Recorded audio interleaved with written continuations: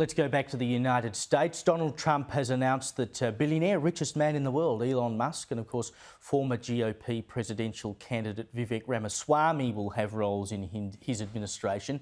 They're going to lead the Department of Government Efficiency, which the president-elect said will dismantle government bureaucracy, slash excess regulations, cut wasteful expenditures and restructure federal agencies. In other words, the Manhattan Project of our time. Let's bring in now former Defence Intelligence Analyst Paul Monk. Paul, I suspect there are a few bureaucrats in the US tonight who might be quietly changing their underwear at the thought of what's going to happen here. How much would this change the way government operates in the US, do you think? Well, a great deal depends, of course, on how precisely and efficiently, dare I say, it's carried out. So let's be in no doubt that party politics and ideology are such aside. The US is running massive deficits and they're not sustainable. And the real thrust of those deficits, the real cause of them, is unfunded entitlement. So something has to be done. And Elon Musk, in his customary way, is such a visionary and an innovator who says, let's do something about this like we mean it. So I think that he's been appointed to this role is itself a very interesting development. But the question of precisely how to go about it when he's starting from scratch and doesn't himself have a substantial staff to work with to do the enormous amount of reviewing that would have to go into such a program gives one pause, because there are a lot of ways to get this wrong. I would hope the administration's not intimidated by the scale of the task and that they set about it in a systematic way. That remains to be seen. And if there's anyone who can do it, I think it's Elon Musk. I just wish we could have one of these here. We found out today we've spent another $5 billion on more public servants.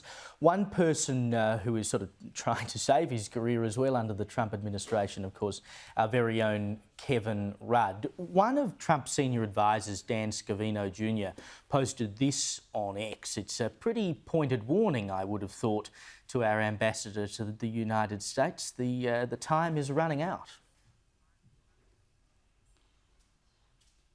Yes, well, in a sense, it would probably be running out even without Donald Trump winning the election, because Kevin is a Labor appointee and we may well have a Liberal or coalition government by halfway through next year.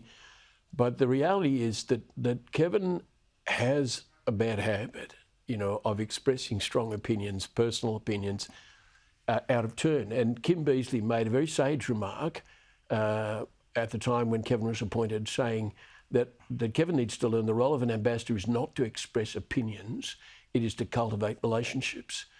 But I think Kevin can't help himself, and the birds or the chickens are coming home to roost. It'll be interesting, therefore, to see what actually falls out of this in the next couple of months.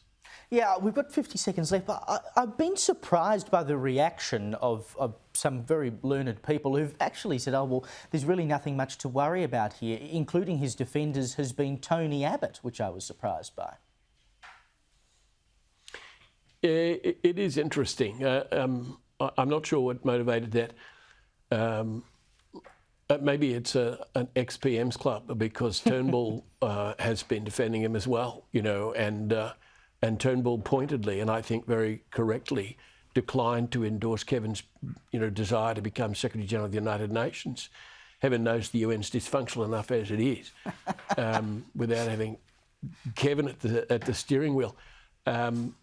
So I think it's probably fair to say that whatever one's criticisms of him, Kevin is a highly intelligent person, and he's doubtless done some good things while there.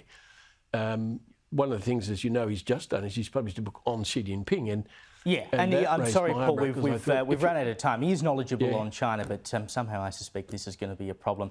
Thank you for joining me.